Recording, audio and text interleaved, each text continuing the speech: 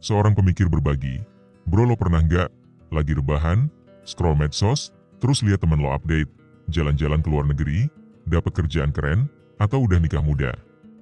Terus lo diam sejenak, mikir, kok hidup gue gini-gini aja ya? Tanpa sadar, kita mulai ngebandingin hidup kita sama hidup orang lain. Padahal, realitanya, yang lo lihat cuma highlight hidup mereka. Tapi otak lo udah keburu nyimpulin, lo ketinggalan, lo kurang, lo gagal. Søren Kierkegaard, filsuf asal Denmark, pernah bilang, perbandingan adalah akhir dari kebahagiaan dan awal dari ketidakpuasan. Dan itu dalam banget, pas lo mulai bandingin diri, lo nggak lagi fokus ke apa yang lo punya, tapi ke apa yang lo belum punya.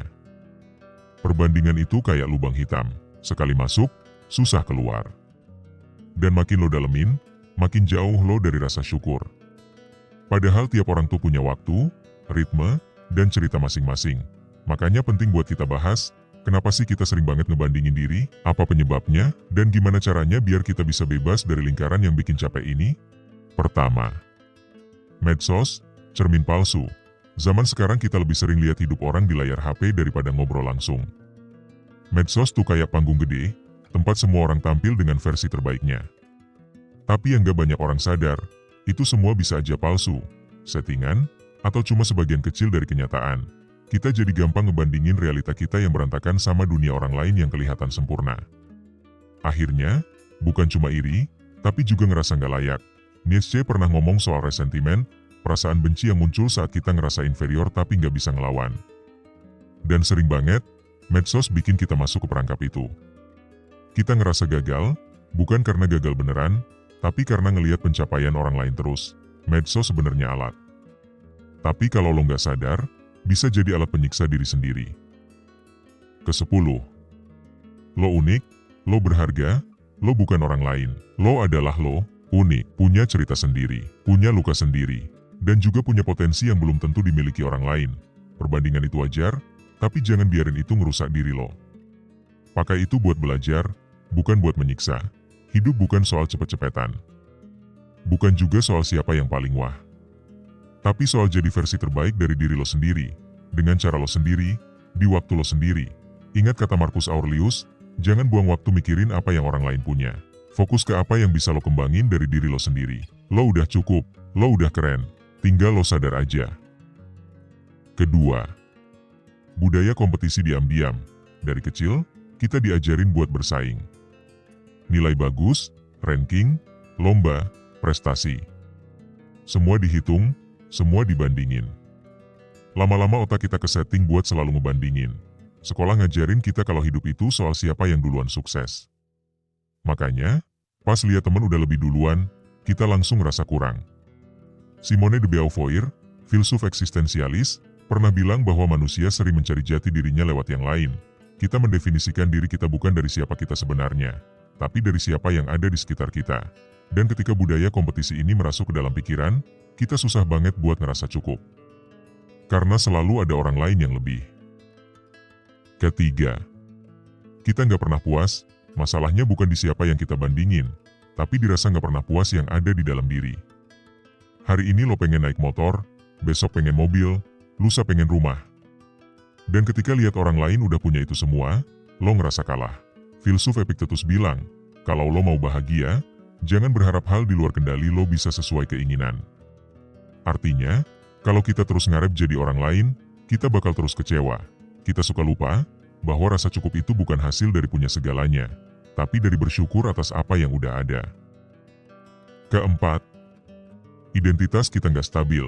Kita sering ngerasa kosong karena belum kenal siapa diri kita sebenarnya. Dan karena bingung, kita cari cermin di orang lain.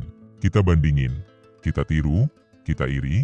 Jean-Paul Sartre bilang, eksistensi mendahului esensi. Kita lahir dulu, baru ngisi hidup kita dengan makna. Tapi banyak dari kita, malah sibuk nyari makna dari hidup orang lain. Lo belum tentu pengen hidup kayak si A, tapi karena lo ngeliat dia berhasil, lo jadi ikut-ikutan pengen, padahal belum tentu cocok sama lo. Kelima, validasi dan rasa diakui. Kita semua pengen diakui. Pengakuan itu bikin kita ngerasa ada, ngerasa berarti. Tapi masalahnya, kita sering salah tempat buat nyari pengakuan. Kita nyari dari like, komen, jumlah followers, atau pujian dari orang yang bahkan gak kenal sama kita. Di bukunya Phenomenology of Spirit, Hegel ngomong soal struggle for recognition. Kita butuh diakui buat ngebentuk identitas kita. Tapi kalau kita terlalu ngandelin pengakuan dari luar, kita gampang banget hancur pas nggak dapet itu lagi. Keenam, rasa takut tertinggal. FOMO, fear of missing out, itu nyata banget. Kita takut tertinggal, takut nggak ikut tren, takut kalau kita nggak cepet sukses, kita bakal dicap gagal. Kita kejar sesuatu bukan karena kita pengen, tapi karena semua orang juga ngejar itu. Kita jadi makhluk peniru. René Girard, filsuf asal Prancis, bilang bahwa keinginan manusia itu mimetik. Kita pengen sesuatu karena orang lain juga pengen itu. Dan ini bahaya, karena akhirnya, kita hidup bukan karena pilihan, tapi karena ikut-ikutan. Ketujuh, bahaya perbandingan diam-diam. Masalahnya, perbandingan itu sering diam-diam. Kita nggak cerita ke siapa-siapa, tapi tiap malam merasa hampa. Ngerasa gagal padahal nggak tahu gagal kenapa. Lo bisa senyum di luar, tapi di dalam hati lo remuk gara-gara ngebandingin hidup lo sama orang lain terus-menerus, dan ini bikin lo susah berkembang. Karena lo sibuk mikirin orang lain, bukan fokus bangun diri lo sendiri. Kedelapan, mulai sadar dan break the cycle. Langkah pertama buat lepas dari perbandingan adalah sadar. Sadar bahwa lo lagi ngebandingin diri, dan sadar itu nggak sehat. Lo bisa mulai tanya, apa bener gue pengen hal itu? Atau cuma karena semua orang punya? Setelah itu, lo bisa fokus ke hal-hal yang lo bisa kontrol. Diri lo, tujuan lo, progres lo. Lo bandingin diri lo yang sekarang sama diri lo yang kemarin, bukan sama hidup orang lain. Stoikisme ngajarin kita buat fokus ke hal yang bisa kita kendaliin, dan itu powerful banget kalau lo terapin. Kesembilan, bangun rasa cukup. Rasa cukup itu bukan tentang puas tanpa ambisi, tapi tentang tahu kapan harus ngejar, kapan harus berhenti, dan kapan harus bersyukur. Filsuf Lao Tzu bilang, orang yang tahu cukup adalah orang yang benar-benar kaya. Artinya, lo nggak harus punya segalanya buat ngerasa cukup. Lo cukup karena lo sadar, lo udah punya banyak. Mulai hari ini, coba tulis 3 hal yang lo syukuri tiap malam, sekecil apapun itu. Itu bisa jadi cara buat nenangin pikiran lo yang capek karena terus ngebandingin diri. Kesepuluh, lo unik, lo berharga, lo bukan orang lain. Lo adalah lo, unik. Punya cerita sendiri, punya luka sendiri, dan juga punya potensi yang belum tentu dimiliki orang lain. Perbandingan itu wajar, tapi jangan biarin itu ngerusak diri lo. Pakai itu buat belajar, bukan buat menyiksa. Hidup bukan soal cepet-cepetan. Bukan juga soal siapa yang paling wah. Tapi soal jadi versi terbaik dari diri lo sendiri, dengan cara lo sendiri, di waktu lo sendiri. Ingat kata Marcus Aurelius, jangan buang waktu mikirin apa yang orang lain punya. Fokus ke apa yang bisa lo kembangin dari diri lo sendiri. Lo udah cukup, lo udah keren, tinggal lo sadar aja.